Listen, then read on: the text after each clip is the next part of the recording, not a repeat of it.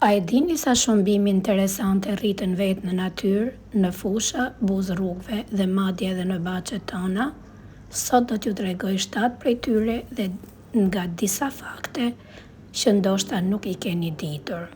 Gjembardha. Gjembardha është një nga bimet e egra që dallohet menjëherë nga gjethet e saj me gjemba. Fakti i parë është bim shumë e përshtatur me vende të thata dhe me diell. Fakti i dytë, lulet e saj janë të pasura me nektar dhe mund të vizitohen nga shumë insekte. Fakti i tretë, farat e saj përhapen lehtësisht dhe kjo është një nga arsyet pse bima mund të shfaqet spontanisht në shumë vende. Fakti i katërt, disa lloje të gjembardhës janë përdorur tradicionalisht në mjekësinë popullore. Rrodhe. Rrodhja është një bim që shumë prej nesh e njohim, sidomos për kokrizat që ngjiten pas rrobave. Fakti i dytë, kur kalojnë kafshët ose njerëzit pranë bimës, ato ngjiten dhe transportohen në vende të tjera. Pra, ka një mënyrë të veçantë të shpërndarjes së farave. Fakti i tretë, rrodhja zhvillon një rrënjë të gjatë dhe të fuqishme në tokë. Pra, ajo që ne e quajmë shpesh bima që të ngjitet pas rrobave, në fakt ka një mënyrë shumë të zgjuar për të mbijetuar dhe për të shumuar. Hithra është një nga bimët e egra më të njohura.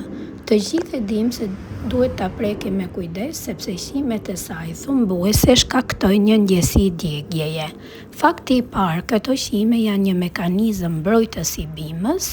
Fakti i dytë, hithra është shumë e pasur me lëndë ushqyese përfshirë minerale dhe vitamina.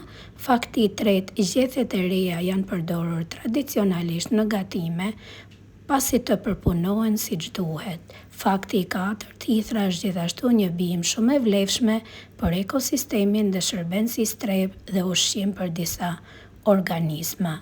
Pra, mos e gjykoni vetëm nga thumbat e saj. Melisa ose bari i bletës, Melisa officinalis, është një bim aromatike dhe një aromë karakteristike që të kujton limonin. Fakti i parë, aroma e saj vjen nga vajrat esencial që përmban bima. Fakti i dytë, është shumë e dashur nga bletët, ai dhe emri i saj lidhet me botën e bletëve. Fakti i tretë, gjethet përdoren tradicionalisht për çajra dhe për të dhënë aromë ushqimeve dhe pijeve. Fakti i katërt, në mjekësinë popullore është përdorur tradicionalisht për qetësim dhe tretje.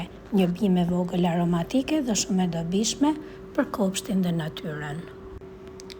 Çikoria është një nga bimet e egra që mund ta dalloni sidomos nga lulet aq të bukura blu.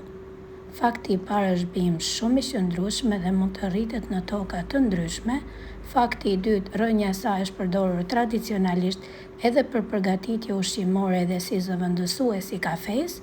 Fakti i tretë, gjethet e reja të disa formave të çikores i përdoren si perime ose në sallata. Dhe fakti i katërt, lulet tërheqin insekte pjalmuese. Lulet në mbrëmje i mbyll dhe i çel vetëm në mëngjes. Mllaga e egër është një bim që gjendet shpesh spontanisht në natyrë. Fakti i parë, lulet e saj zakonisht kanë ngjyra të bukura roz ose vjollc. Fakti i dytë, përmban lëndë mucilaginoze e cila lidhet me përdorimet tradicionale të kësaj bime.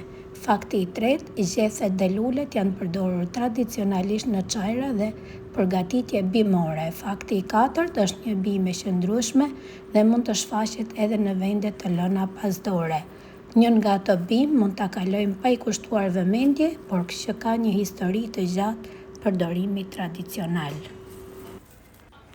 Dhe në fund kemi një nga bimet më interesante të kësaj video, bërshëllizën. Është një bim kacavjerse që mund të shtrihet dhe të ngjitet mbi bim ose mbështetje të tjera. Fakti i parë, ajo dallohet për lulet e bardha në formë hinke. Fakti i dytë, lulet i japin bimës një pamje shumë të veçantë dhe të bukur. Fakti i tretë, si shumë bim kacavjerse, ajo mund të përhapet duke përdorur bimësinë përreth si mbështetje. Fakti i katërt, në traditën popullore është njohur edhe për përdorime të lidhura me tretjen.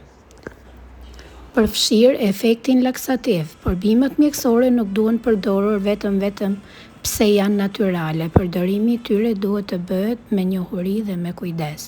Dhe këto ishin 7 bimë të igra që mund t'i hasim spontanisht në natyrë.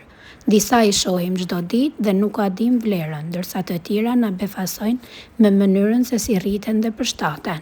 Nëse ju pëlqejnë video të tilla me bimë që rriten vetë në natyrë dhe në baçet tona, më shkruani në komente.